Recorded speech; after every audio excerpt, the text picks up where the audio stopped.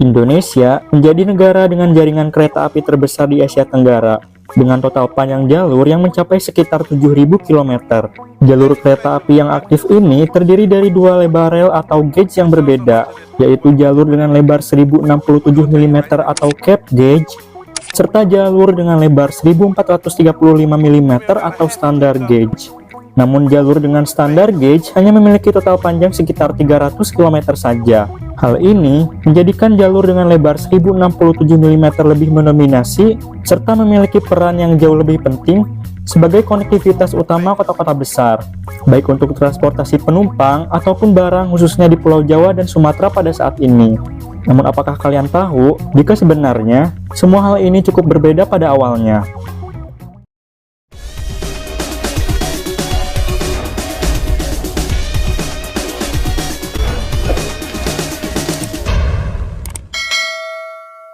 Jalur kereta api pertama di Indonesia dibuka oleh perusahaan kereta swasta Hindia Belanda NIS pada 10 Agustus 1867 dengan jalur sepanjang 25 km yang bermula dari stasiun Samarang hingga ke halte Tanggung. Jalur ini menggunakan lebar rel 1435 mm atau standar gauge yang saat itu juga digunakan di negara Belanda sendiri. Lokomotif-lokomotif dari pabrikan Inggris yang digunakan juga memiliki spesifikasi yang sama dengan yang digunakan di daratan Eropa pada saat itu. Jalur kereta api NIS pun terus bertambah, hingga akhirnya sampai ke kota Yogyakarta dengan melalui Kedung Jati dan Solo pada tahun 1872, serta jalur cabang menuju stasiun Willem I atau yang kini dikenal sebagai Ambarawa pada 1873. Pada tahun yang sama, NIS juga menyelesaikan jalur kereta api sepanjang 60 km di bagian barat Pulau Jawa yang menghubungkan kota Batavia dengan wilayah Buitenzorg atau yang kini dikenal sebagai Bogor.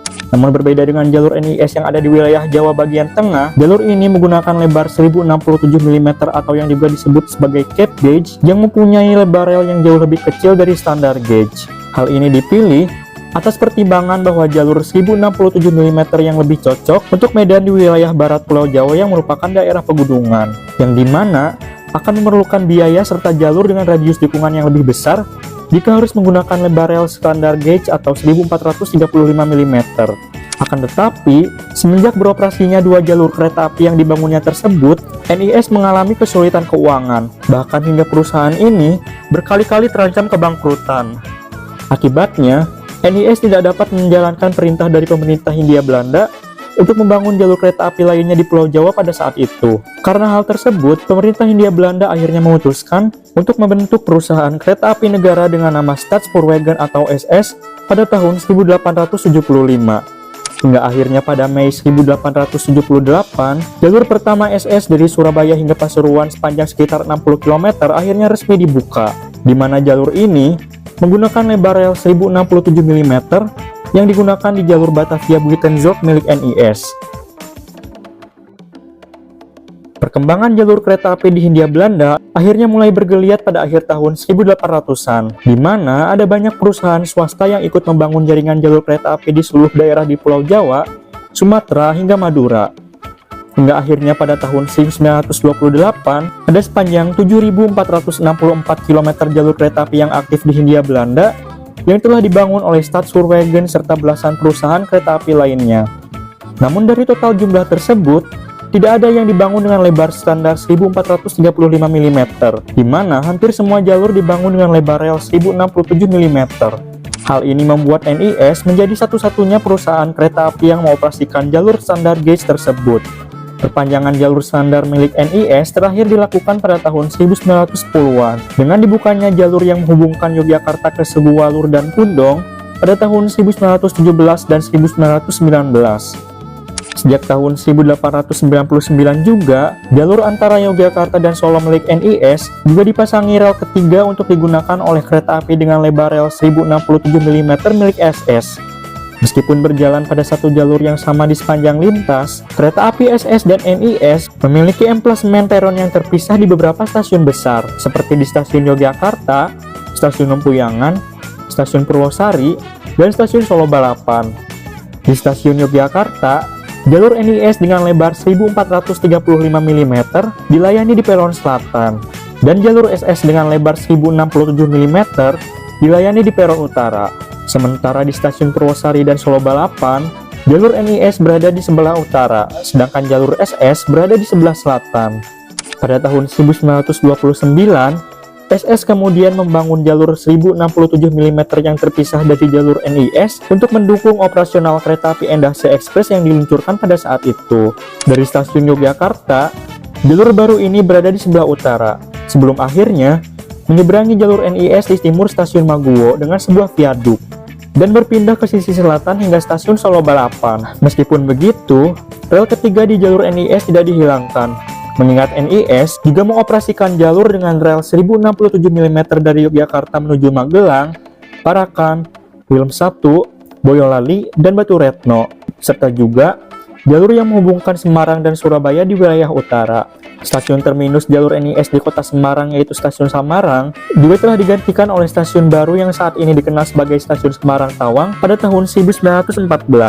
Setelah stasiun Samarang yang sudah ada sejak tahun 1867 sering dilanda oleh banjir rob. Dari stasiun Semarang Tawang, kedua rel 1067 mm dan 1435 mm milik NIS berjalan bersebelahan hingga stasiun Berumbung, di mana jalur 1067 mm berjalan lurus menuju ke arah Surabaya, sedangkan jalur 1435 mm berbelok ke selatan menuju ke arah Solo hingga Yogyakarta. Pada tahun 1940, NIS juga memasang rel ketiga di sepanjang lintas Solo Gundi. Hal ini untuk memudahkan alur perawatan lokomotif 1067 mm NIS yang beroperasi di jalur utara untuk menuju ke Balayasa yang ada di Yogyakarta. Karena sebelumnya, lokomotif harus dinaikkan ke sebuah rel beroda khusus untuk kemudian dikirim melalui jalur 1435 mm di sepanjang Solo hingga Gundi. Namun pada masa kekuasaan Jepang, didirikanlah Rikkoyu Shokugyoku, dinas yang dibentuk Jepang untuk mengambil alih operasional kereta api dari SS, NIS, dan juga perusahaan swasta Hindia Belanda lainnya. Mereka pun kemudian segera melihat bahwa keberadaan jalur 1435 mm NIS sangatlah tidak standar untuk Pulau Jawa. Jepang pun akhirnya memerintahkan untuk menghapus jalur 1435 mm dalam 6 minggu pada pertengahan tahun 1942. Hingga pada Juni 1942, seluruh jalur 1435 mm akhirnya sudah dirubah menjadi 1067 mm seluruhnya. Perubahan dilakukan dengan mencabut rel terluar pada jalur dengan 3 buah rel yang ada di sepanjang lintas Yogyakarta, Solo hingga Gundi. Sedangkan jalur sepanjang 50 km dari Berumbung hingga Gundi dipersempit dengan menggeser salah satu batang rel yang ada. Hal ini juga termasuk dibongkarnya jalur 1067 mm terpisah SS di lintas Yogyakarta, Solo. Dan seluruh rel yang dibongkar kemudian digunakan Jepang untuk membangun jalur Saketibaya, Muaro Pekanbaru, serta di daerah Burma. Hal ini juga menandakan berakhirnya eksistensi jalur kereta api 1435 mm di Hindia Belanda setelah berlangsung selama 75 tahun.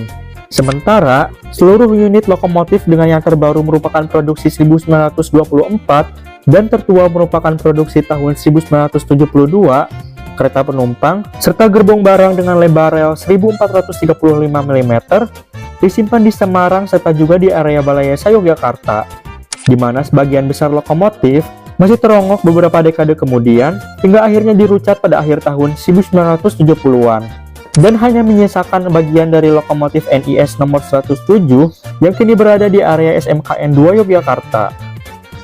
Butuh waktu sekitar 70 tahun hingga akhirnya rel dengan lebar 1435 mm dapat kembali hadir di Indonesia dengan dibukanya jalur sepanjang 11 km di daerah Aceh pada Desember tahun 2013, dan baru benar-benar hadir kembali di Pulau Jawa dengan dibukanya jalur LRT Jakarta tahap 1 sepanjang 5,8 km pada Desember 2019. Jalur kereta api Trans Sulawesi sepanjang 145 km yang dibangun pemerintah pada tahun 2015 juga menggunakan rel dengan lebar 1435 mm, dan sebagian besar sudah beroperasi sejak akhir tahun 2022. Kedepannya, jalur 1435 mm di Pulau Jawa juga akan terus bertambah, seiring dengan dibukanya LRT Jabodebek, serta jalur kereta cepat Jakarta-Bandung yang direncanakan juga akan sampai ke kota Surabaya pada masa yang akan datang. Jalur kereta api standar gauge telah mengawali sejarah panjang perkereta apian Indonesia.